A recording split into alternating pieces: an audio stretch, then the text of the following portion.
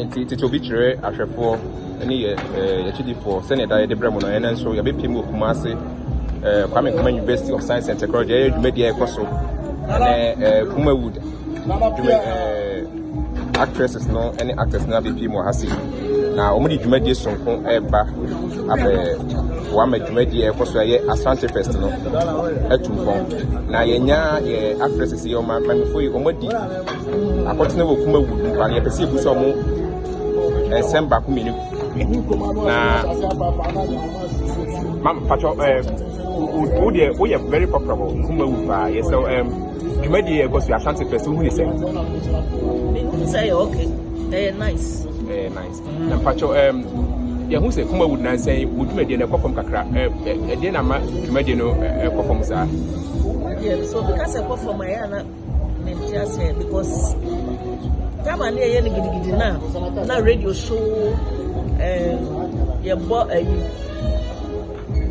no radio show mama ti yan kan say eni ho sa o say deck ni ho and great first na your deck ni atwa to see the show na the normal abo ayama say nya sa try YouTube to see your mom and na say try we premiere no so enye de bia na ye once a while we try na the pop you see this the deck na ni ball and I'm a humanize abafo. Okay, say I was be trying to say you see on social media platforms no mutaji dwuma yi pa say YouTube na okay but on honorable minister ye be dwuma asembe na mpesa mo de tuna nim fa dwuma de no betimi amboa mo ama dwuma de no akoso atumpon na agina because ye hu se wo boa se obeye na aka mu de se dwuma de no Kumawood dwuma de no be ko nim fa mo adise de bia mpesa mo de tuna nim